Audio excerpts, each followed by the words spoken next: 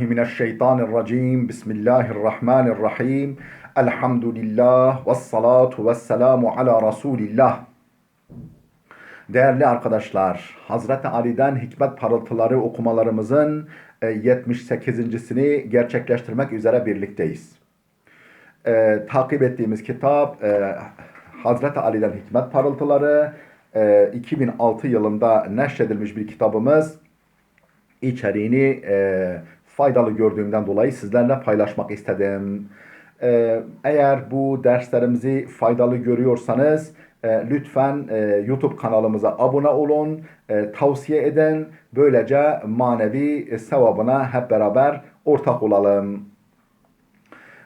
Hazreti Ali Efendimizin vecizelerinden 263'üne gelmiştik. Ne diyor bu vecizede? Humumul mar'i bi kadri himamihi. Humumul mar'i bi kadri himamihi. Kişinin kaygıları onun idealleri ölçüsündedir. Kişinin kaygıları onun idealleri ölçüsündedir. Açıklama: bir insanın idealleri ne kadar çok ve yüksek ise kaygıları, sıkıntıları ve meşakkatleri de o ölçüde çok olur. Yüksek dağların başı dumanlı olur atasözü de bu gerçeğe işaret eder. Bir insan ne kadar değerli idealler sahibi ise o kadar insanların dertleriyle hemdert olup sıkıntılarını paylaşır. Yaralarına merhem olmaya çalışır. Başka bir deyişle bir insan başkalarının dertlerine ortak olduğu, sıkıntılarını paylaştığı ölçüde kıymetlidir. İnsanların en hayırlısı diğer insanlara en çok faydalı olandır. Hadis-i şerifi de aynı gerçeğe işaret eder. 264. vecize: Heyhatel hayru min nasihatil adu. Heyhatel hayru min nasihatil adu. Ne demek? Tercümesi: düşmanın nasihatinden zor hayır gelir. Düşmanın nasihatinden zor hayır gelir.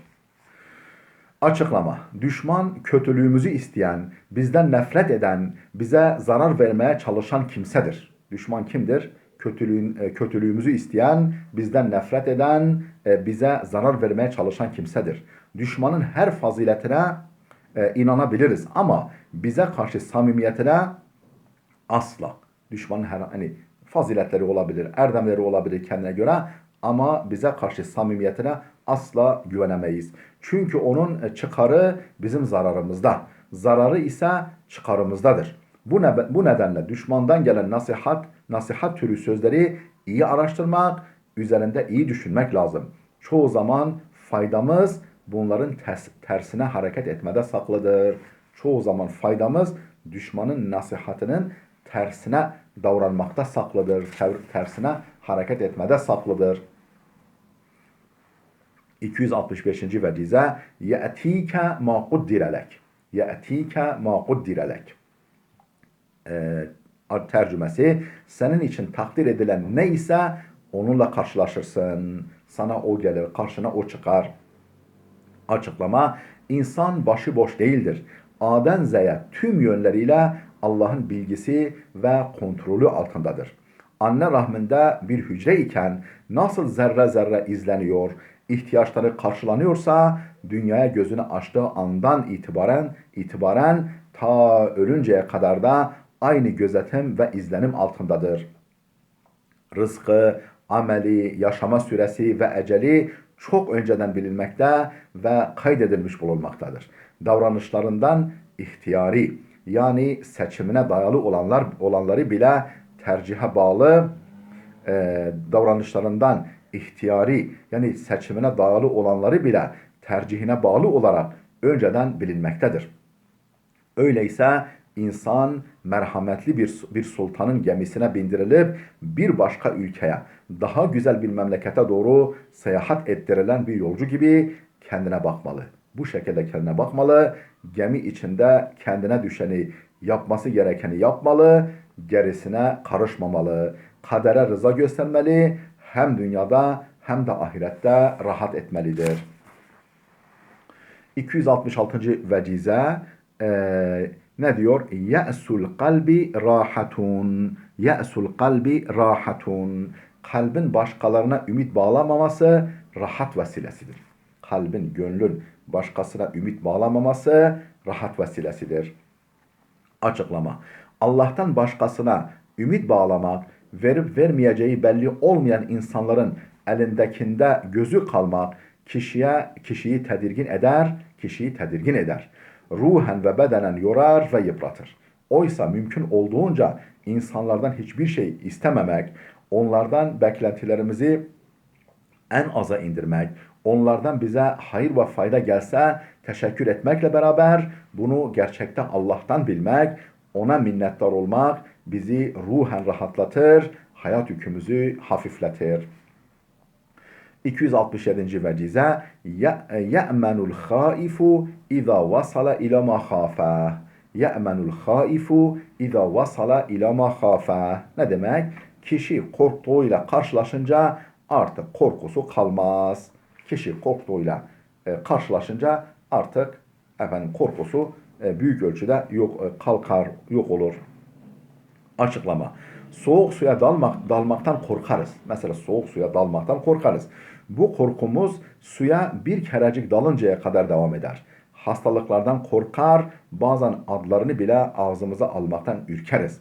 Ancak hastalığa yakalanınca artık ister istemez kabullenir, birlikte yaşamaya alışır, adeta arkadaş oluruz. İnsanda hem bedenen hem de ruhen bir bağışıklık sistemi vardır. Hoşlanmadığımız tüm durumlar karşısında bu sistem devreye girerek hayat yükümüzü hafifletir, musibetimizi azaltır, bize teselli verir.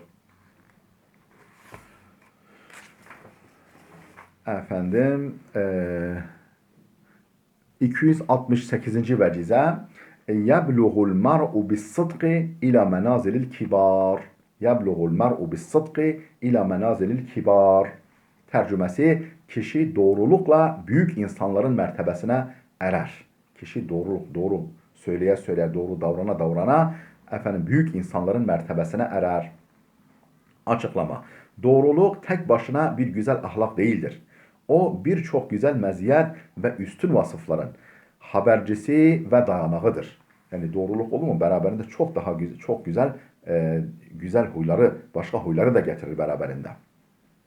Doğruluk aynı zamanda içtenliktir, dürüstlüktür, mertliktir, yiğitliktir, merhamettir, sabırdır, şükürdür vesaire. Doğruluğu hayatında huy ve prensip edinen kolay kolay kötülüklere bulaşmaz. Çirkin davranışlara yeltenmez. Çünkü sorulduğunda yaptıklarını itiraf etmek zorunda kalacaktır. Doğru insan kahraman ve yiğit insandır. Doğru insan gerçekten kahraman ve yiğit insandır. Tehlikeyi göze alarak gerçeği söylemektedir. Samimi ve ihlaslı insandır. İçi ne ise dışı da odur. Yaptığını sırf inandığı ve lüzumuna kanaat getirdiği için yapar. Riyakar ve ikiyüzlü değildir. Bu nedenle de yaptığı az bir hayırlı amel bile Allah katında çok hükmündedir. Bu özelliğiyle o gecesini gündüzüne katarak hayır işleyen, ibadetle meşgul olan büyük insanların mertebesine daha kestirmeden ulaşır. Çünkü tüm güzel ameller, hayırlı işler ancak doğruluk, dürüstlük, içtenlik ve sadakatla hayat, anlam ve değer kazanır. Değerli dostlar, videomuz oldukça uzadı. Burada duralım. Gelecek oturumumuza kadar Allah'a emanet olun.